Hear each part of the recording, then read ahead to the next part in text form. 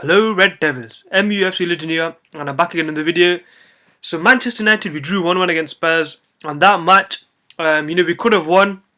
Unfortunately, due to individual mistakes and possibly the starting lineup as well, a couple of errors in the players' selection, we did end up drawing 1-1. But we could have won, in my opinion. I think David De Gea, he should have saved it. 100% he should have saved that shot, because the David De Gea we all know is a world-class keeper. And the David De Gea that we've been seeing this season and even the back end of last season is not the David De Gea that we all know, because he made too many mistakes. I'm not sure what's happened to him. I thought he'd be fresh and ready to go, but unfortunately, David De Gea, the mistakes have been adding up, and it's only a matter of time before we can say, okay, David De Gea has passed it. He's past his peak. But I don't want to say that. It pains me to say that, because David De Gea, he's carried us on his back for many years. He's been, absolutely rock solid for us. He's been that player that we can rely on, when times get hard. But unfortunately, in these times, David De Gea has made, made too many mistakes, in my opinion, for me to call it, just a blip. Maybe that he's just coming out of the peak. I'm not sure what's happened to him. But anyways, Maguire should not have stood there and watched Bergwijn run past him. Maguire should have done something. He gave him too much space. And Maguire, he needs to start just defending in one-on-one situations much better than he has been doing. Because, if it was a big team, Champions League final, and Maguire did that, we'd all be on his backs, because Maguire, we know he's a good defender, but he needs to step it up. We don't see Van Dijk, getting dribbled past just that easily. So Maguire needs to step it up for us. But yeah, so those two individual mistakes from Maguire and obviously David De Gea's big costly mistake that cost us a goal, we need to limit.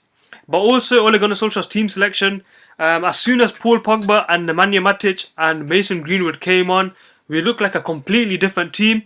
We looked like a world-class team. We were getting shots, we were creating chances. Paul Pogba was fantastic. Greenwood running at the players was really good. And Nemanja Matic's dictatorship of the game, his reading of the game is second to none. In my opinion, Matic is the best central defensive midfielder we have. Fred has been really good this season. Don't get me wrong. I've praised Fred. Fred has been amazing.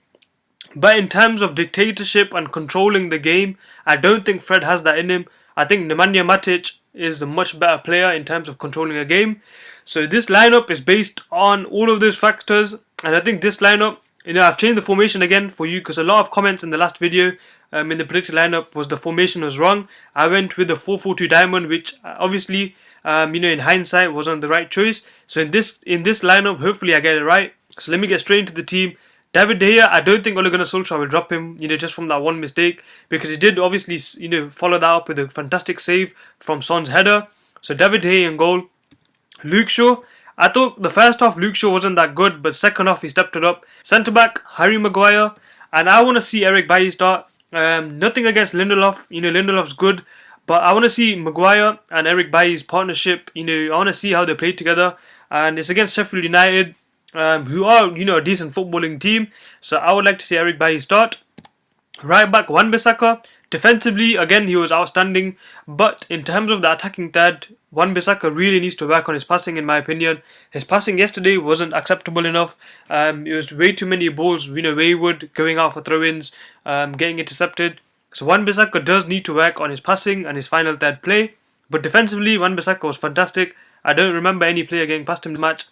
And then the midfield I'm going to go with, popular demand as well from you guys. So Paul Pogba, I thought, he changed the game when he came out against Spurs. He was absolutely fantastic.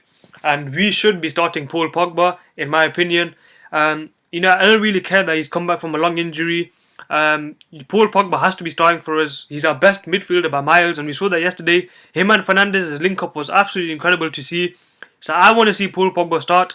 And even if you can take him off in the 50th minute, he will provide us with so much more creativity in the first 50 minutes that we could potentially obviously end the game in the 50 minutes, and then you can take him off and rest him and give him a rest because of the injury. But I think Paul Pogba should be starting for us at any cost, and I think he should have started against Spurs. And then alongside him, Nemanja Matic, he was fantastic. He's been incredible for us this season, and statistics also show that whenever Nemanja Matic has started for us, our win percentage is higher than when Nemanja Matic has not started for us. So that speaks for itself. And also yesterday you could clearly see the impact that Matic made and allowing Paul Pogba and Fernandes that freedom to go forward. Whereas when Fred and McTominay were playing, we were very conserved in the midfield, and we kept losing the ball. Fred and McTominay's passing wasn't that really good compared to Paul Pogba and Nemanja Matic. So Nemanja Matic, in my opinion, he has to start. He provides so much balance to this team that it's just there for everyone to see. And then in the number 10 position, it has to be Bruno Fernandes. He was man of the match yesterday on MUTV. The whole game, Bruno Fernandes was trying new things, passing. He was trying to make things work. But the other players like Fred, McTominay, even Rashford, to be honest, they weren't on the same wavelength as Fernandes. Fernandes is just a level above, just like Paul Pogba in terms of quality.